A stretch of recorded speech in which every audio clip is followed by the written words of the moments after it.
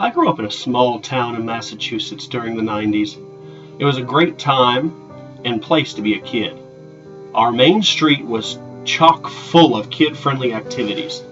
There was an enormous outside go-kart track with a huge arcade full of the best games from the 80s and 90s. I remember spending hours playing the alligator version of Whack-A-Mole.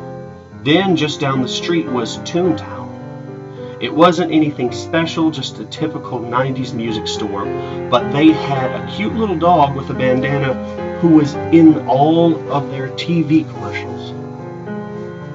Though I've long forgotten the little guy's name, he was really cute, and whenever I'd go in to buy a new cassette tape, he'd be there to greet me at the door. Out of all the places I went to as a kid, Funland was by far the greatest. It had its own go-kart track, a small one for the little kids, a large one for bigger kids. It wasn't as big and as fancy as the one down the street, but it was still fun. There were batting cages too, lots of them. It even had a small arcade, mostly filled with pinball machines, Pac-Man, and always popular Simpsons arcade game. But the best thing about Funland was the mini golf course. It was the only one in the area at the time, and in the eyes of a 10-year-old, the place was huge. The iconic spaceship with the Funland logo sat in the center of the park. You could see it from the street, along with the giant giraffe statue, which stared out into the parking lot, smiling down at you as you entered. There were other memorable statues too, including a pink elephant, a large dollhouse that sat in the back corner, but the greatest part of the entire park was the 18th hole. On the outside, it just looked like an ordinary outhouse.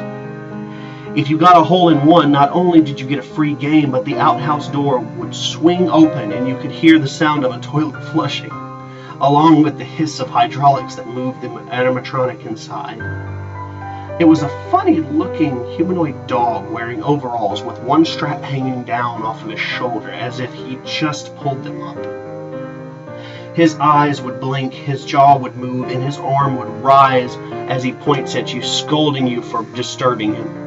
"Hey, what do you think you're doing? Get out of here!" he'd yell in a goofy attempt at a southern accent. Then the door would close, and you and your friends would have a good laugh before you left. Every time I went there, I couldn't wait to see that dog. Like all things from childhood, the fun of Main Street slowly faded away. I think the go-kart track and the arcade were the first to go, sitting abandoned for years before being turned into a daycare center. They still kept the track, having only gutted and rebuilt the arcade to serve their needs. So it just sat there in the back with one or two remaining go-karts frozen in time. Then Toontown went out of business, unable to keep up with the bigger music chains like Newberry Comics and FYE.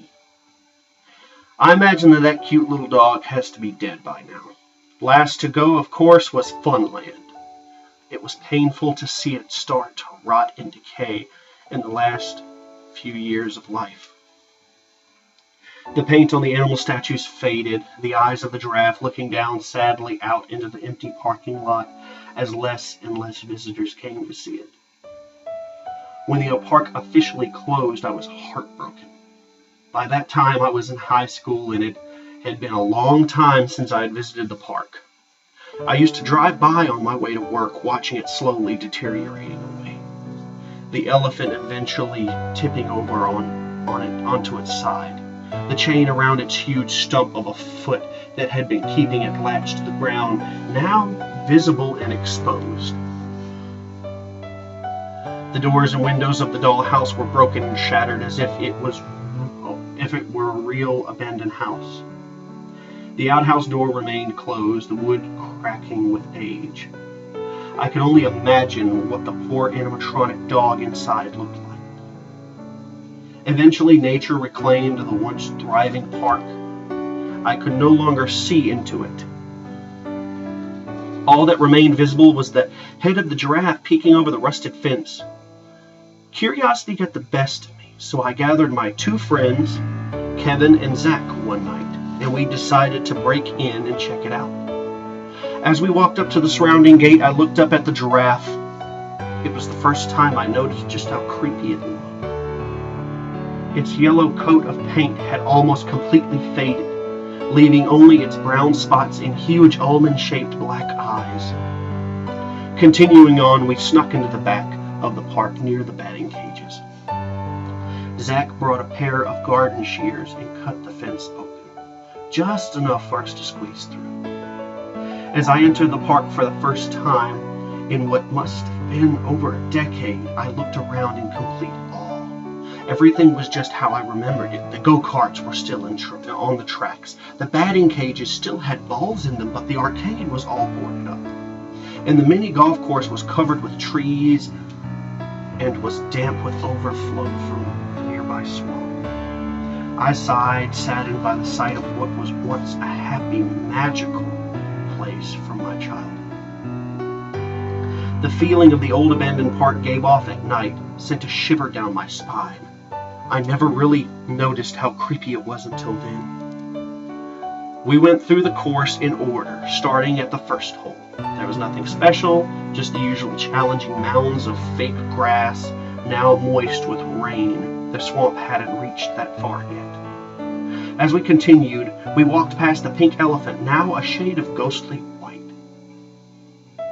He lay on his side, eyes staring vacantly out into the park, as if he had just expired.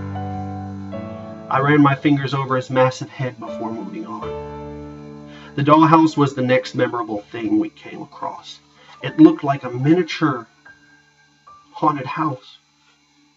I half expected the broken doors and windows to be boarded up like the arcade was, but you could still see inside. The little pieces of furniture were all toppled over and spilled onto the ground. This is the part of the park where the swamp had touched. The smell wasn't as bad as I thought it would be, though. The town was covered with swamps, as it was. We couldn't reach the entire back section unless we wanted to wade through disgusting water. Our only choice was to head straight to the 18th hole. Finally, the part of the park I wanted to see the most. More than anything, I wanted to see that dog again. It was half nostalgia, half an excited sort of fear of what it would look like. Was it even still there? Was it in good condition? Preserved by the outhouse? Or was it like everything else in this park, sad and neglected after all this time? I couldn't wait to find out. Did you bring it? I asked Kevin. He nodded and handed me one of his dad's golf clubs.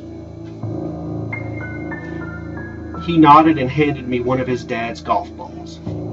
I held it in my hand, sighing deeply as I ran my thumb over the grooves. I had stepped up to the outhouse and peered underneath where I knew the hole would be, when there was a sudden flash of light, temporarily blinding me. "What the fuck, Zach?" I complained, blinking away the white-yellow spots in my eyes. "I was just trying to help," he replied, moodily. "Let's just hurry up and get out of here." "Yeah," added Kevin. "This place is giving me the creeps." "Not until I see him," I snapped. I'm sure I must have sounded crazy. I was talking about the dog as if it were a person. To me, he was more than just some sideshow attraction to be gawked at. He was a part of my childhood. It was like I was about to meet an old friend whom I hadn't seen in ages. My friends didn't reply. Zach simply kept his flashlight pointed beneath the outhouse, and Kevin sighed in annoyance, tapping his foot impatiently. But now we could all see it, the hole, the white tube in the ground that brought the golf balls back into the little hut at the entrance that once contained all of the golf balls and clubs. It was barely visible over the mound created by the fake turf, but was still there, and I had a clear shot. I placed the ball on the ground and, aiming carefully, rolled it towards the hole. We could hear the ball enter the pipe, the sound of it swirling down the ground echoing into the silent park. Zach and I stepped back beside Kevin, the light now shining on the outhouse itself. I clenched my fist in anticipation, wishing with all my heart that it would somehow still work, that the door would open and the dog would still be there. It was a stupid wish. We all jumped at the sudden sound of once familiar flushing noise, now slightly distorted. Then the doors began to open and a loud hiss of hydraulics resonated through the night. We stood there breathless and silent. It worked. We actually made it work. After all these years, I'd finally get to see him again. I was so happy that I could feel the sides of my mouth curl into a magnificent smile, as if I were a child opening a present. But the present wasn't what I had been expecting at all. There he stood, once familiar friend, my reward for getting my hole-in-one. But I could hardly recognize him. The fur that covered his metal frame was matted and wet, and his overalls hung loose around him, like it would if someone had lost a great deal of weight. My breath caught in my throat, which was now suddenly dry. I swallowed softly, eyes widened as they traveled up to the dog's face. It was horrible. Hideous sight. The fake fur on half of his head had torn away, exposing the wires and joint mechanisms in his mechanical jaw. I never remembered him having teeth. On the same side of his plastic eye had sprung from its socket and now remained dangling by his torn cheek. Then he blinked, the mechanisms on the broken eye shuddering around the exposed wire, releasing small sparks. More sparks flew as his arm shot up with a clang, and the hinge of his jaw creaked as his mouth flopped open. He spoke. What do you think you're doing? The funny southern drawl of his voice was completely gone, replaced by something raspy and angry. Although I could hear the chilling distortion in his voice box, he sounded more human than I ever remembered. Kevin ran. He didn't even look back. Zach dropped his phone and slowly backed away, screaming as he stared into the dog's one good eye, which seemed to turn on him at the disturbance. Then somehow the dog moved forward. He wasn't programmed to walk. As far as I knew, the hydraulics attached his back only sat him up. He wasn't supposed to walk, but by God, I saw that once funny animatronic dog from my childhood step out of the old withered outhouse toward us. I stood there frozen in fear, staring at it. Fuck this! I heard Zach utter before he too left me. Now I was all alone with him. I had spent so many years thinking about this very moment. I spent countless hours thinking about this dog and wanting to see him one last time. But I knew then I should never have stepped foot in that old park. My childhood was dead, as broken as the wire and metal rods that barely held the dog together. He seemed to watch Zach go, his good eye turning with a cracking sound as he watched him disappear into the darkness. Then it turned on me. Get out. He commanded, his arm still pointing now in the direction of the parking lot where the headlights of Zach's car had just turned on. I didn't move. I could only stare. Was this some sick nightmare? Some bizarre fantasy my brain thought up to get my mind off the time I could no longer return to? The thing stepped closer. Its disfigured face near inches from my own. The smell of wet dog seemed to invade my nostrils. Get out of here. It boomed, the voice box short-circuiting as if it had exploded before slowly fading out. It sounded like multiple voices had spoken, all deep and aggressive, almost demonic. This time I listened and ran as fast as I could through the park, which was dimly lit by the headlights of the car. My eyes darting around the once familiar area now seemed foreign and strange. I couldn't tell where I was going. I heard the sound of the children laughing, the trumpeting call of an elephant, and the clanging and grinding of metal gears. When I finally reached the fence, I tried sliding through the hole we came through, but I got stuck on something. I looked down to see if my jacket was caught, but it wasn't. Then I looked back.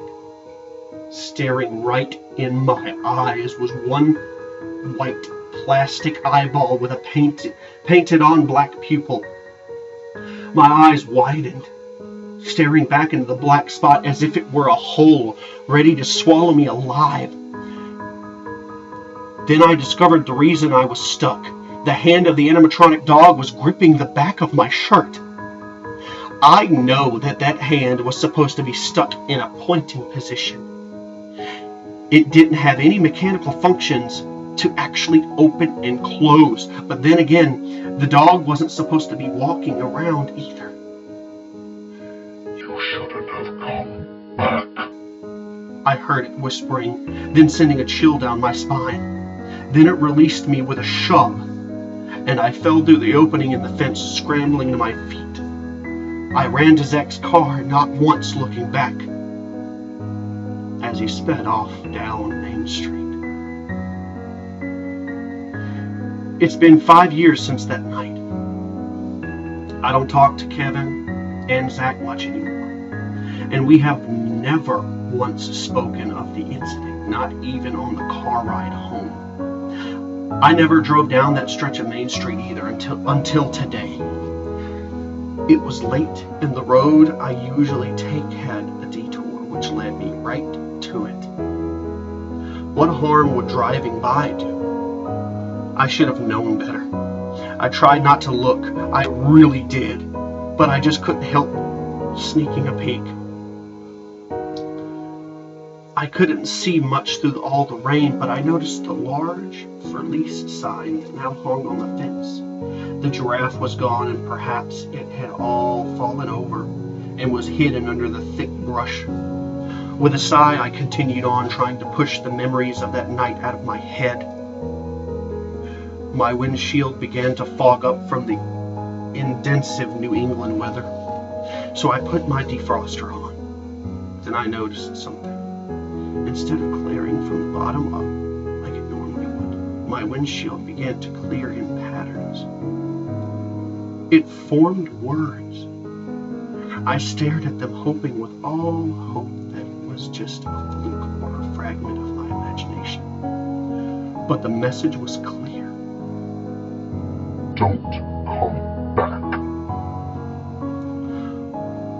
When the police asked what caused me to crash into the pole just outside the abandoned park, all I could do was wrap the blanket they gave me tightly around myself as I stared back towards the bushes and trees that concealed the location of the 18th hole.